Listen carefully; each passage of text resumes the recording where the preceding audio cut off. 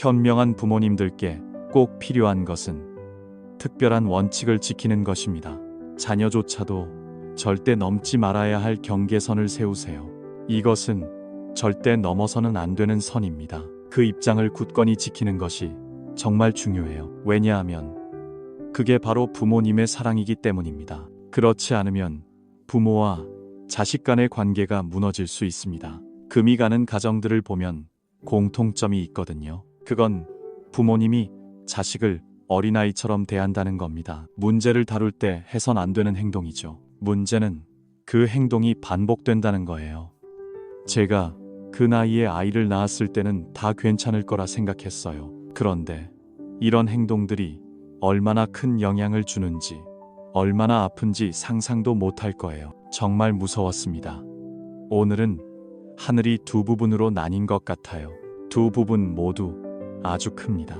자녀 앞에서 절대 해서는 안 될 세 가지가 있어요. 제가 몇 가지 행동을 말씀드릴게요. 이걸 피할 수만 있다면 가족 관계가 훨씬 좋아질 겁니다. 평화가 찾아오고 자녀들이 부모님을 더 사랑하게 될 거예요. 자녀로부터 존경과 사랑을 받게 될 겁니다. 자세한 얘기에 앞서 영상 제작 과정에 대해 말씀드릴게요. 구독과 좋아요가 큰 도움이 됩니다. 가끔씩 그렇게 해주세요.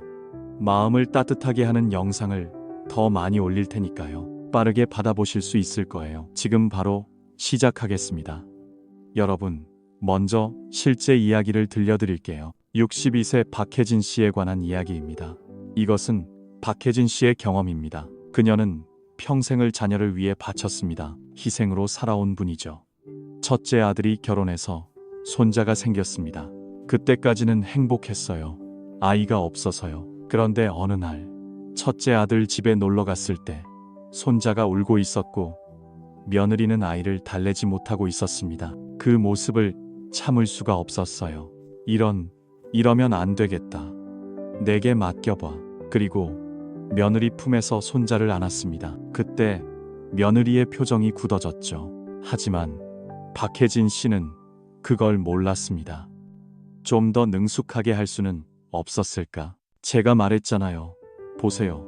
저는 알고 있었거든요.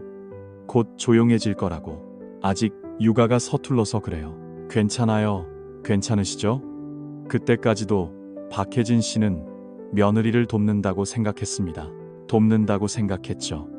손자를 잘 돌봐주고 며느리에게 부족한 부분을 채워주려고 했어요. 저는 좋은 일을 한다고 믿었어요. 하지만 며느리는 전혀 다른 생각이었죠. 그날 밤 아들로부터 전화가 왔습니다. 어머니, 앞으로 아내가 아이를 돌볼 때는 개입하지 말아주세요. 아내도 엄마이고 엄마가 되려고 노력하고 있어요. 기회를 주세요. 아들의 목소리는 조심스럽지만 단호했습니다. 그때 박혜진 씨 머릿속에 문제가 무엇인지 깨달았습니다. 선한 의도의 행동이 오히려 며느리에게 해가 될 수 있다는 걸. 그때서야 자신이 며느리를 상처 입혔다는 걸 알게 됐죠. 저는 도우려고 했을 뿐인데 아들이 그렇게 말했습니다. 여러분, 이 이야기에서 뭐가 잘못된 걸까요? 문제가 있을까요? 박혜진 씨 마음은 순수합니다. 손자와 며느리를 사랑하거든요. 도우려는 의도가 있었지만 방법이 잘못된 거예요. 절대 해선 안 될 첫 번째는 바로 육아에 무턱대고 간섭하는 것입니다. 아무리 경험과 기술이 많아도, 아이가 아무리 훌륭하고, 아이를 돌보는 부부가 훌륭해도 성급하게 행동하면 안 됩니다. 특히 며느리나 사위가 아이를 키울 때는 더 조심해야 해요. 육아에 더 신중해야 합니다. 그들도 부모가 되려고 애쓰고 있으니까요. 그게 그들의 책임인 거죠. 내가 더 잘할 수 있을 것 같아요. 그런 말 들리시죠? 정말 그럴 수도 있어요. 물론이죠. 하지만 즉각적인 효과보다 더 중요한 게 있습니다. 바로 부모의 자존감과 성장입니다. 며느리 입장에서 생각해 보세요. 아이가 울고 있는데 시어머니가 나와서 그렇게 하면 안 되라고 말하고 앉아서 아이를 안아주니 조용해졌다고 합시다. 그렇게 말하는 거죠. 며느리는 이걸 어떻게 느낄까요? 자신이 부족하다고 생각할 거예요. 내가 더 잘할 수 있는데라는 메시지를 받는 겁니다. 들리시죠? 의도가 아무리 좋아도 며느리는 무능하다고 느낄 거예요. 엄마가 된다는 생각에 마음 아플 겁니다. 더 큰 문제는 이런 일이 반복된다는 거예요. 며느리가 위협을 느끼죠. 며느리는 시어머니 앞에서 아이를 돌보기도 싫어집니다. 그런 일은 절대 없을 거예요. 어쨌든 시어머니는 제가 밖에 나가면 어떻게 해야 할지 모릅니다. 왜냐하면 그 말을 들을 수 있었거든요. 그러자 시어머니는 그렇게 하면 효과가 있겠다고 생각했지만 며느리는 너무 의존하는 것 같았어요. 새로운 시도는 없어요. 이렇게 악순환이 시작됩니다. 특히 첫 아이를 키우는 며느리들이 더 예민해지죠. 모든 게 처음이라 걱정되고 혼란스러운 건 어쩔 수 없어요. 하지만 시어머니가 개입하면 제 자신감이 완전히 무너져요. 저는 스스로에게 말해요. 나는 정말 형편없는 엄마야. 아이가 울음을 터뜨리면 어떻게 해야 할지 몰라요. 우선 저는 계속 지켜보기만 해요. 며느리는 아이 달래려는 노력을 인정해요. 제가 아이를 맡기면 며느리가 정말로 저에게 아이를 잘 돌본다고 말해줘요. 그 말 한마디면 충분해요. 정말 도움이 돼요. 필요하면 명령조 대신 부드러운 말투를 써보세요. 필요하다면 양식에 적어주세요. 그리고 이런 방법도 있는데 시도해볼까요? 제가 전에 해본 적 있는데 어때요? 이렇게 하면 며느리도 아무 저항 없이 동의할 거예요. 박혜진 씨는 완전히 변했어요. 며느리가 아이를 돌볼 때 절대 너무 많이 개입하지 마세요. 왜냐하면 그러면 진전이 없으니까요. 반대로 우리 며느리는 정말 좋아요. 저한테 조금만 알려주면 돼요. 처음엔 참기 힘들었지만 점점 익숙해졌다고 하더라고요. 그리고 나서 놀라운 변화가 일어났어요. 며느리가 먼저 조언을 구했어요. 무서웠대요. 엄마, 이런 상황에서 어떻게 해야 해요? 괜찮을까요? 어떤 기회든 엄마의 경험에서 어떻게 해야 하냐고 저한테 물었어요. 무서웠대요. 박혜진 씨는 그때 이해했어요. 존중하고 강요하지 않는 게 정말 도움이 된다는 걸요. 그 말은 지금도 계속되고 있어요. 참고 견디는 게 진정한 사랑이에요. 좋아요. 이제 두 번째로 절대 해선 안 될 일이 뭔지 알려드릴게요. 이건 정말 자주 일어나는 일이에요. 그것은 부부와 자녀의 사생활에 개입하는 거예요. 하지 말아야 할 참견입니다. 이제 68세 이순희 씨 이야기를 들어볼까요? 제가 맡길게요. 이순희 씨는 둘째 아들과 며느리와 함께 살고 있었어요. 그 아들과 며느리는 결혼한 지 3년 동안 아이가 없었어요. 아무 일도 없었죠. 이순희 씨, 그건 너무 지나친 거예요. 실망스러웠어요. 어느 날 저 혼자 며느리와 집에 있었어요. 때가 된 거죠. 이순희 씨는 더 이상 참지 못하고 이렇게 말했어요. 잘하고 있어요, 며느리님. 언제쯤 아이를 가질 계획인가요? 요즘 병원에 가면 해결된다고 하는데 나이에 따라 다르대요. 절대 늦지 않았어요. 아직 기회가 있어요. 동의하나요? 며느리는 그때 아무 말도 하지 않았어요. 저도 할 말을 잃었죠. 하지만 그날 밤 아들이 걱정돼서 눈물을 흘렸어요. 마음속 이야기를 털어놓으면서 말했죠. 우린 아이가 없어요. 노력도 해요. 병원도 가서 노력할 거예요. 그런데 어머니가 계속 그러셔서 스트레스예요. 그 다음 날 아들은 예의 바르게 어머니에게 말했어요. 어머니, 아이 문제는 저희 부부 사이 문제입니다. 말씀은 하지 마세요. 제가 알아서 할게요. 제발요. 제 아내가 힘들어하고 있어요. 그때 이순희 씨는 자신이 조급했던 게 며느리를 상처 입혔다는 걸 깨달았어요. 바로 그게 제가 준 것이었어요. 제 손주를 만나고 싶었죠.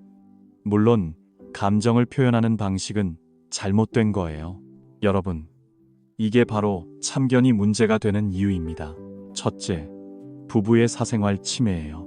사실 그렇거든요.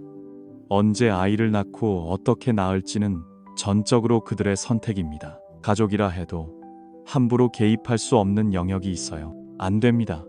둘째, 그건 그들에게 부담을 줍니다. 왜냐하면 그게 이익이 되니까요. 빨리 아이를 가져야 한다는 압박은 오히려 스트레스를 줘서 좋지 않아요.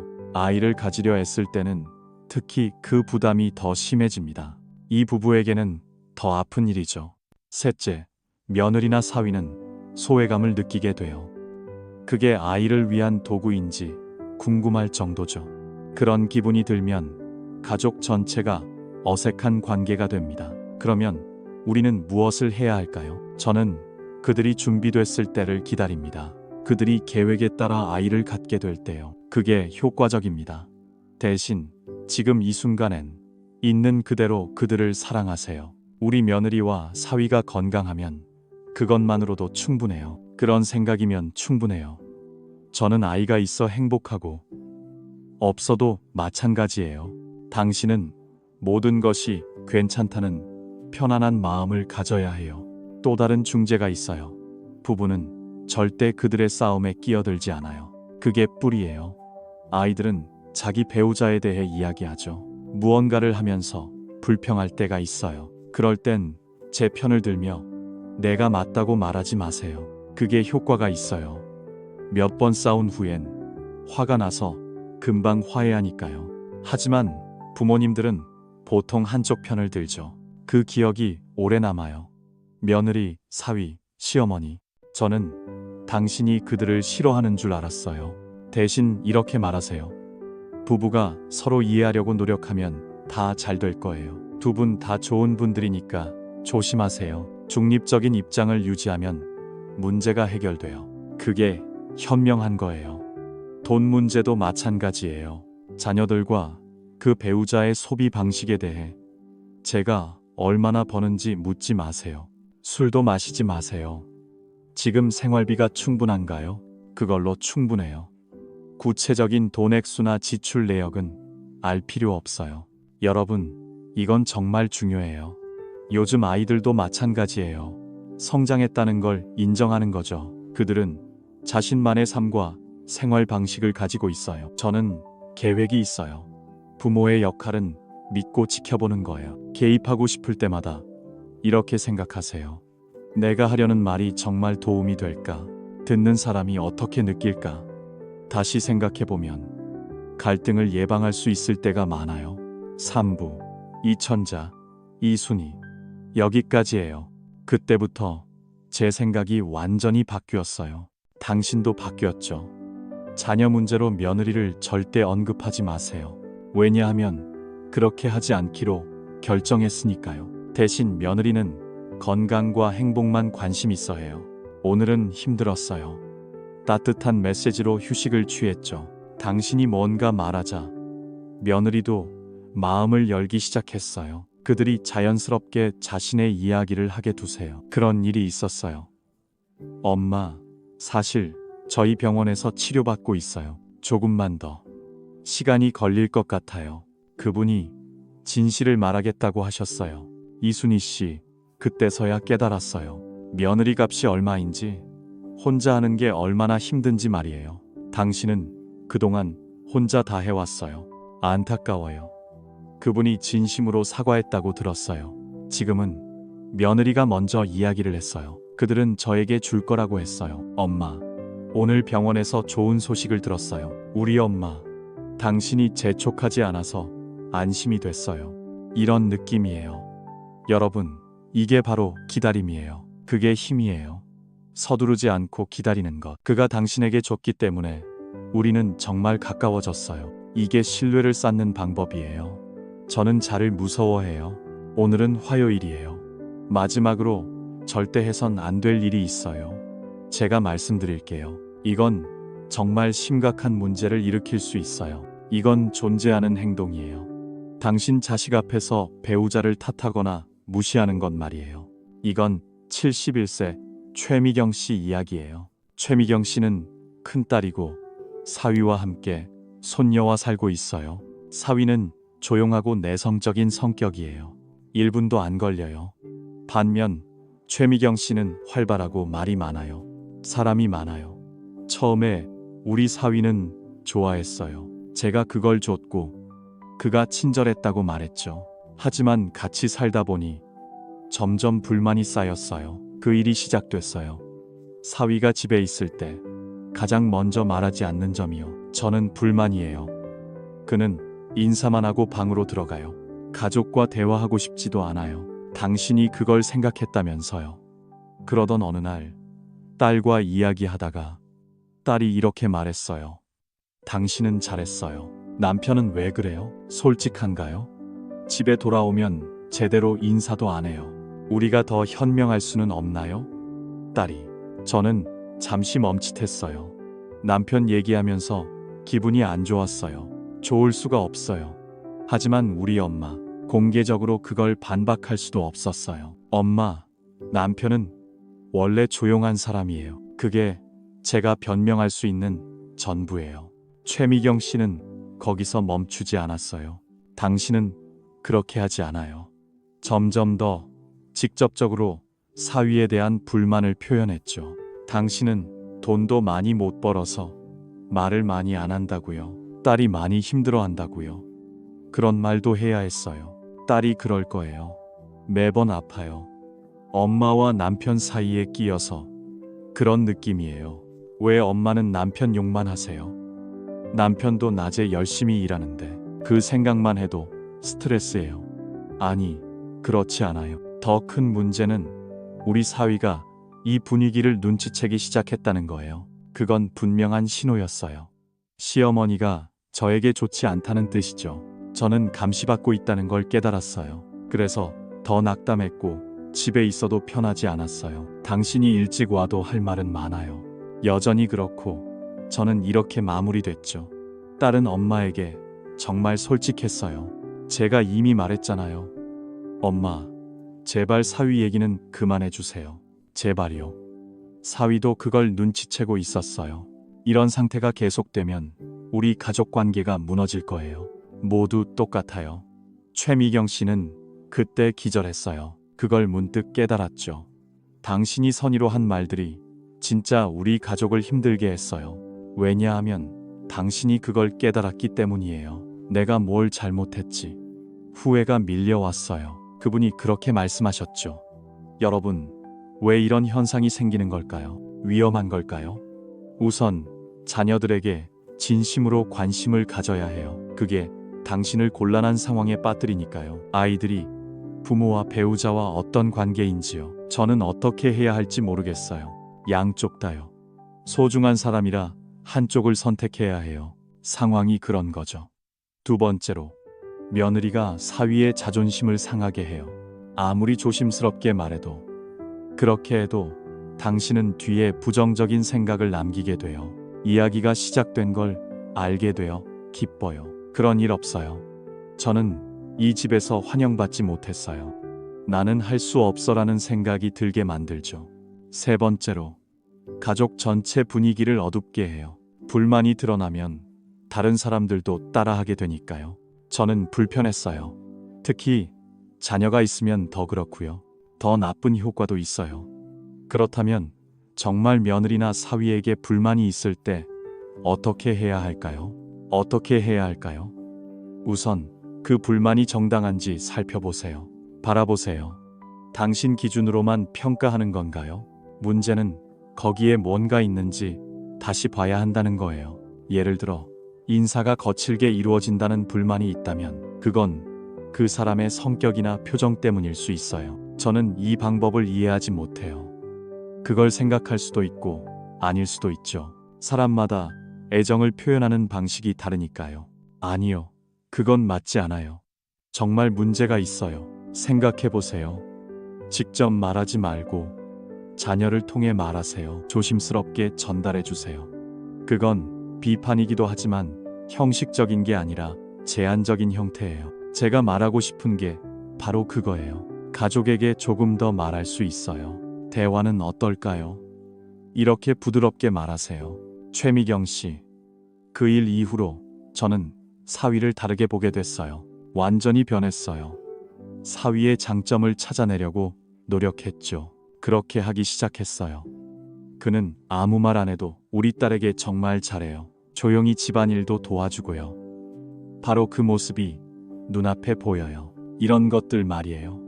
그렇게 보기 시작했어요. 그리고 사위에게 직접 말했죠.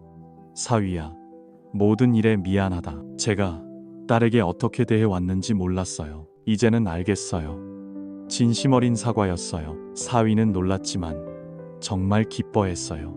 그 후 저는 시어머니를 먼저 만났어요. 그는 저에게 안부를 물었어요. 어머니, 오늘 하루는 어땠어요? 몸은 괜찮으세요?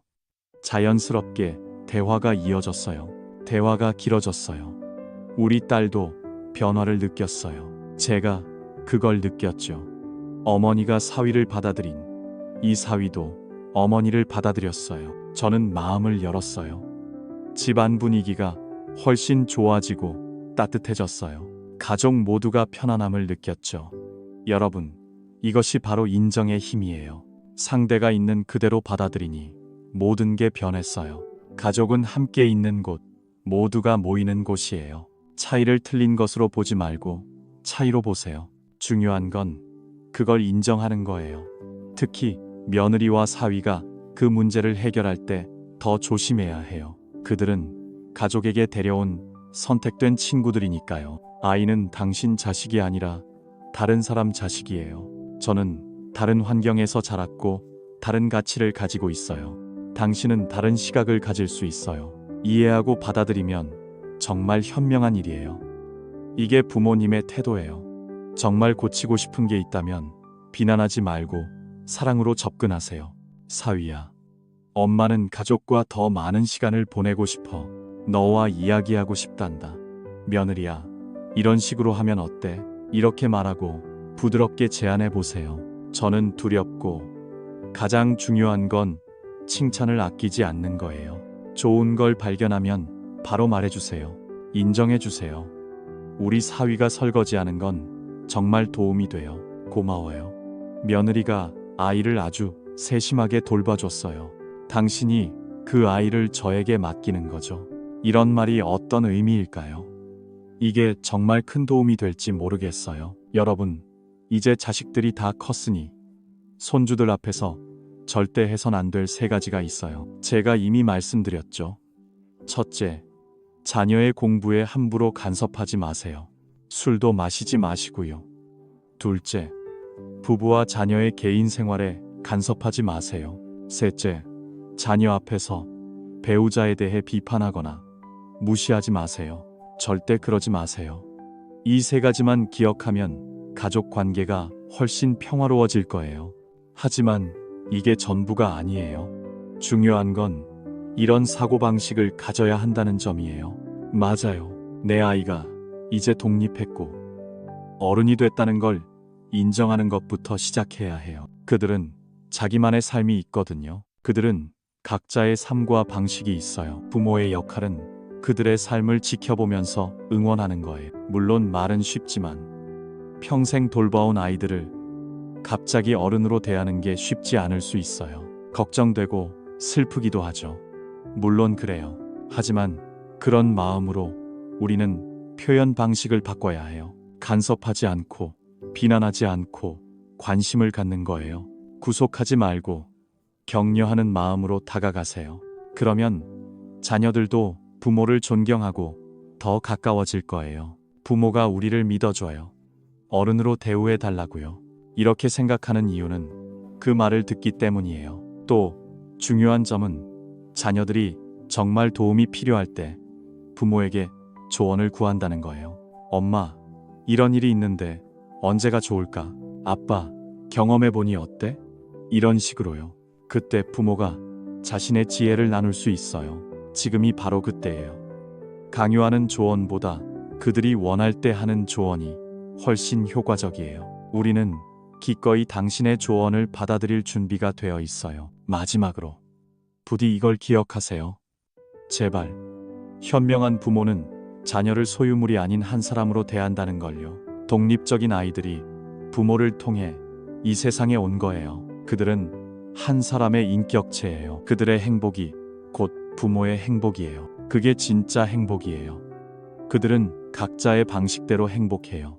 그렇게 살아간다면 그 자체로 충분해요. 당신은 이미 훌륭한 부모 역할을 완수한 거예요. 부모 기준에 맞춰 살 필요 없어요. 그런 건 없어요. 저는 그들의 선택을 믿고 응원해요. 주는 것이 진정한 사랑이에요.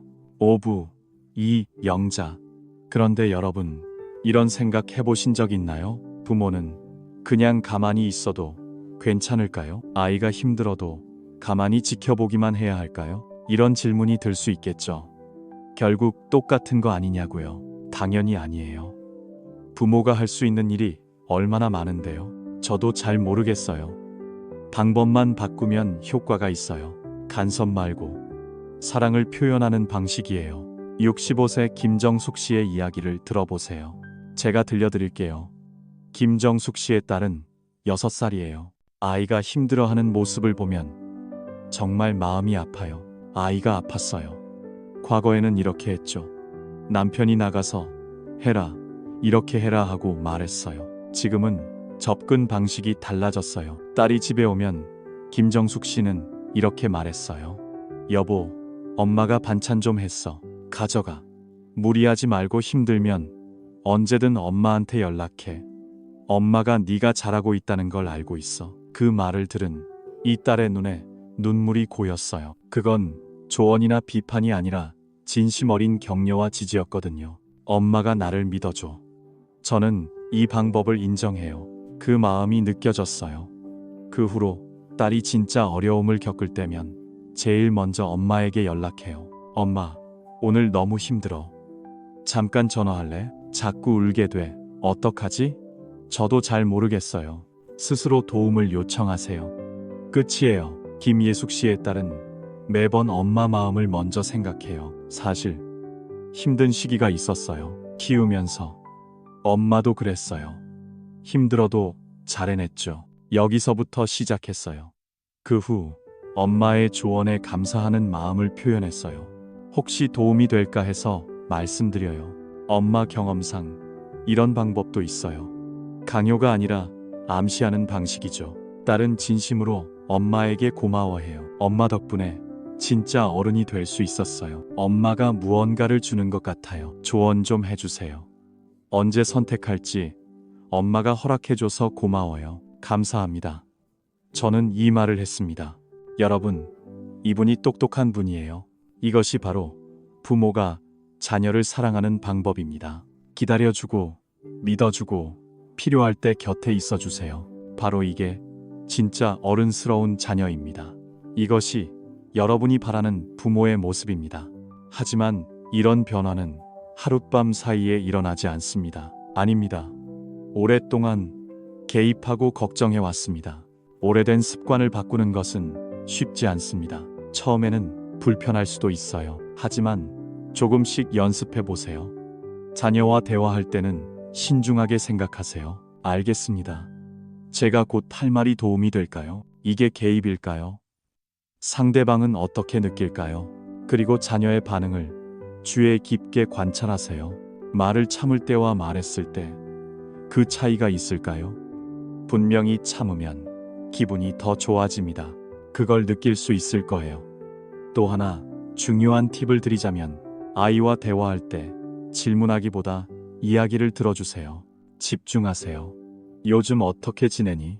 요즘 바빠 보이는데 괜찮아? 라고 묻는 대신에요. 그게 관심을 표현하는 방법입니다. 그리고 아이가 말할 때 끝까지 들어주세요. 중간에 조언하거나 판단하지 마세요. 그냥 듣기만 할게요.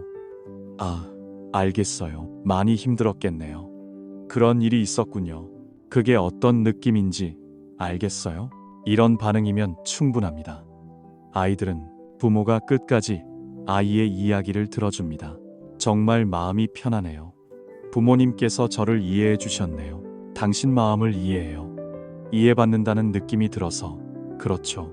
여기서 정말 중요한 건 또 한 가지, 아이들은 실수하거나 잘못된 선택을 할 때 그것도 하나의 반응입니다. 이런 일이 많아질수록 조심스럽게 접근해야 합니다. 그래서 하지 말라고 했잖아요. 이런 말들은 전혀 근거가 없어요.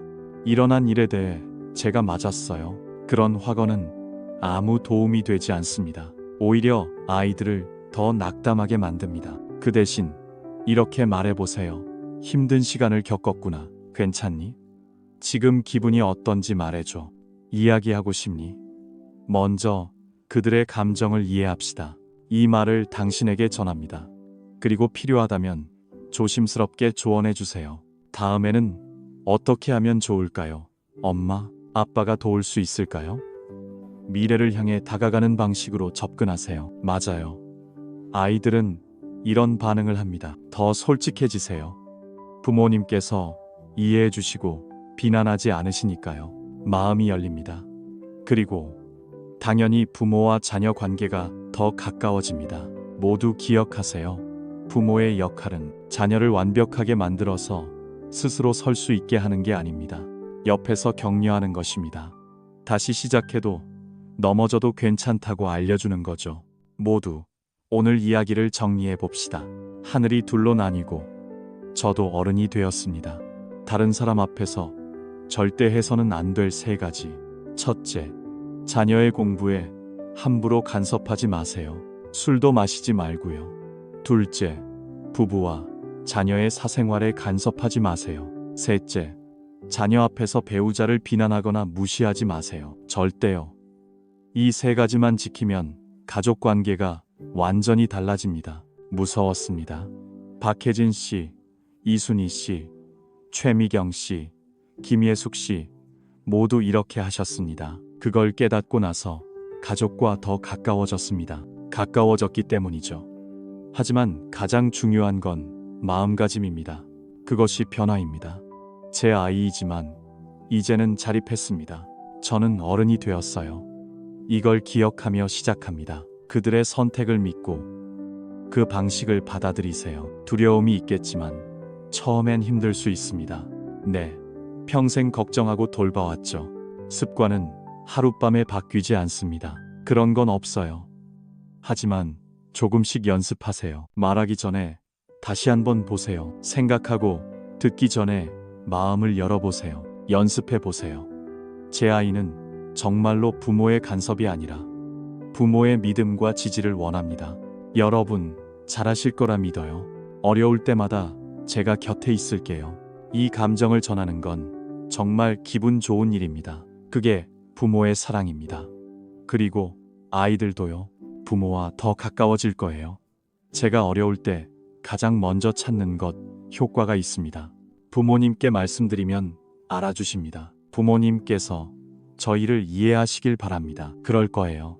이런 생각을 가지고 있어요. 여러분, 너무 늦었다고 생각하지 마세요. 지금 바로 시작할 수 있습니다. 오늘부터요. 자녀에게 전화해서 이렇게 말해보세요. 보세요. 그동안 너무 간섭해서 미안해요. 이제부터는 믿을게요. 응원할게요. 놀랍기도 하지만 기쁘기도 해요. 두려워요. 가족은 달라요. 사람들은 사랑으로 연결되어 있거든요. 그게 바로 사랑을 제대로 표현할 때 진정한 행복이 시작됩니다. 관심을 가지되 간섭하거나 강요하지 않고 격려하고 믿음을 주며 걱정하지 않는 것. 더 가까워지세요. 오늘 여러분 집에서도 그렇게 하시길 바랍니다. 늘 따뜻한 평화로 가득하시길. 그리고 자녀와 더 친밀한 관계를 맺으시길 진심으로 바랍니다. 소중한 시간을 내어 끝까지 함께 해주세요. 저를 응원해주신 모든 분들께 진심으로 감사드립니다. 구독과 좋아요는 더 좋은 영상을 만드는 큰 힘이 됩니다. 다음에도 마찬가지로 여러분의 마음을 따뜻하게 해드릴 수 있도록 이야기를 들고 돌아올게요. 감사합니다.